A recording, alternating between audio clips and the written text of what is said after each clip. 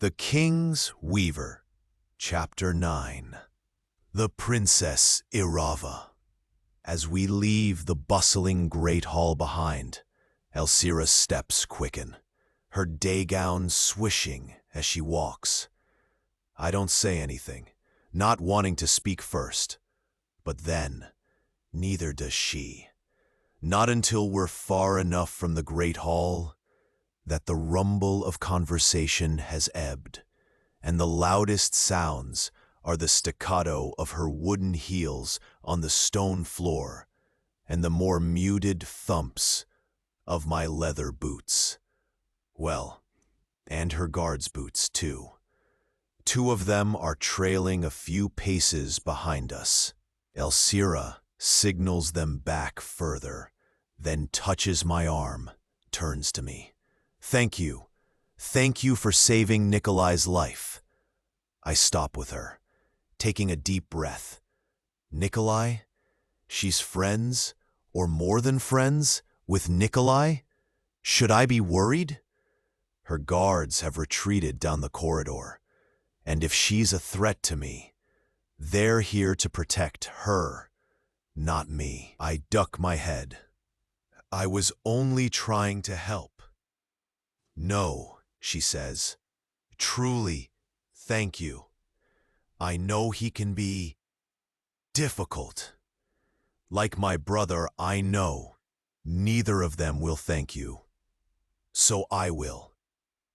I look up, and her smile seems genuine, though her eyes are still distant and shadowed. If she cares about Nikolai, it's because she's a good person. She cares about the people around her. People like me, too. That's such a rarity in a royal court that for a moment I catch my breath, and I want to ask her right now what happened to her father. I want to ask if her brother is treating her okay. I want to drop my illusion and show her she can trust me if she needs to. This woman who might soon be my sister. But we're still in the corridor, and I didn't go through all of this trouble to get to Barella and join the mage candidates, only to have her expose me now. No, Elsira isn't someone I can trust. On the surface, she might be an ally, but I can trust no one at this court. Also, she says, and resumes walking, Valterre can be an ass, and you looked like someone he'd just been an ass to. It's not personal, that's just Valterre. But you do not want to go to bed with him, tempting as he may be, because he will break your heart. I choke on a laugh, because that was not what I'd expected out of this serious and a little solemn princess. Elsira grins back, and I relax a little. Maybe there is a friendly face here, after all. Maybe I can't trust, but it wouldn't hurt to have an ally at court, or even a friend. My brother didn't want me to attend the demonstration, Elsira goes on. He has grown more protective than I'd like, which sounded like an understatement. She narrows her eyes. But Nikolai didn't mean to lose control of his magic. He's just so ambitious. He always has been. He will almost certainly replace Master Aldrich when the Master retires. She blinks and says quickly, though you have a lot of skill too. I'm not a weaver, of course, but I know how much skill is involved in what you did. You might have saved my brother's life as well. Thank you, Your Highness.